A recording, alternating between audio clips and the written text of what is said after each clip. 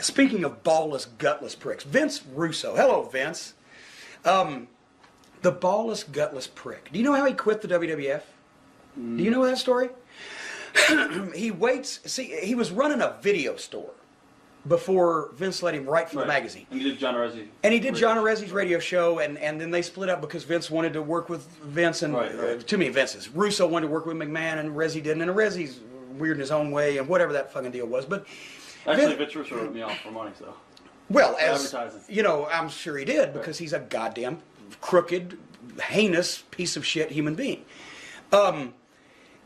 Russo, all of a sudden now he's writing for the magazine. He can't spell. He can't write. He can't speak English. You don't get in the Brooklyn or the Bronx or whatever the fuck. But I'm looking at the guy's pad. He can't spell. Okay. You know, it's not like he's a goddamn Rhodes Scholar, and I'm a spelling freak because language is, you know, and I say fuck a lot, but you know, it's language. So does George Carlin. I just saw him in the Poconos. He says fuck all the time. Anyway, so he's writing for the magazine, and then he insinuates himself. He has good ideas, and he has good ideas at a time when they need good ideas. And you know, I'm not saying he's never had any good ideas, but you know what the problem is? The problem is all the good ideas he's ever had was from watching a goddamn cheap-ass B movies that he used to rent in his goddamn loser video store. He doesn't know anything about wrestling. That's why when you hear ding, ding, ding, immediately followed 60 seconds later by ding, ding, ding, keep the match as short as possible, because when that bell rings, Vince Russo is lost. Vince Russo is a babe in the woods. Vince Russo is a deer caught in the headlights as long as there's a wrestling match going on.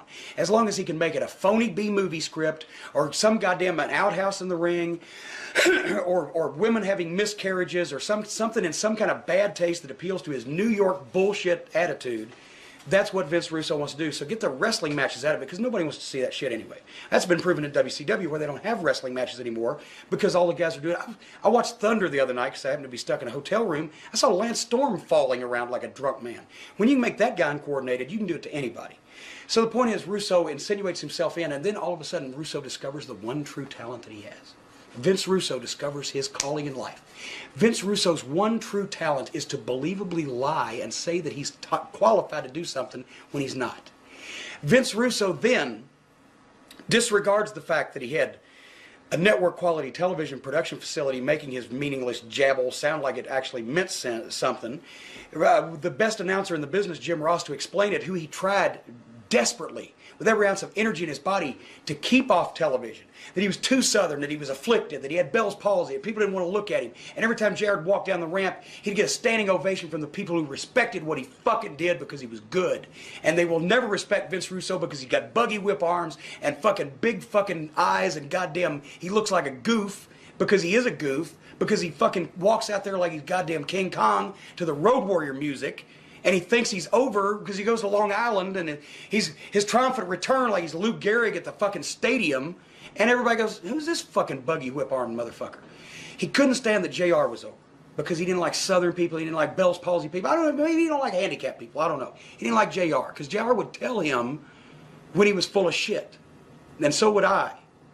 And he didn't like me either because I want to do wrestling. Well, goddamn, it's the World Wrestling Federation. Why don't we put a little wrestling in there, Vince Russo, every once in a while? What do you want to do? Fucking Holiday on Ice with chimpanzees? As a matter of fact, I'll probably give him his next pay-per-view. So then, he slowly plays to the internet fans. Because, see, Russo, since he probably has a small penis, and since he knows that he doesn't know what the fuck he's doing, has to have positive feedback and reinforcement to make his ego grow. So he doesn't want to sell the buildings out. He doesn't want to fucking have a great television show. He doesn't want to produce a product he can be proud of. Wow, that was a classic match between two excellent athletes or fucking great performers. He wants to do fucking mud wrestling with silicone-titted bimbos because he's sexually frustrated, and he wants the internet fans to think he's great because they're the ones that he can listen to. Because the other fans, the ones that pay all the money for all the tickets, they're cheering the stars. And guess what? He ain't a star. He's not on TV. He's a writer. Maybe he can fix that. Maybe, just maybe. Because the internet people are stroking him enough that the other marks, the ones running the fucking multi-million-dollar company in Atlanta, they don't know the fucking difference. He convinces them that he's responsible for Vince McMahon's success.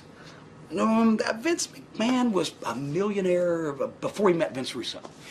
He had Stone Cold Steve Austin. He had The Rock. He had The Undertaker. He had the best announcer. He had the best television studio. He had the best office staff. They got the smartest secretaries, for God's sake.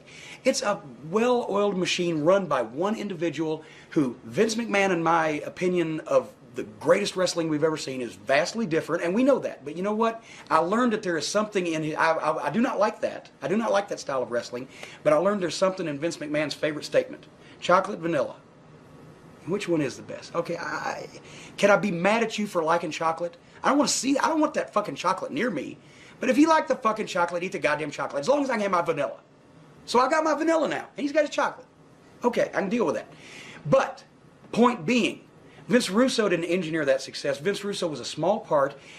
The proof that isn't in the pudding is the fact that now he convinces the marks in Atlanta, well, I saved the WWF, so now you can give me a lot of money.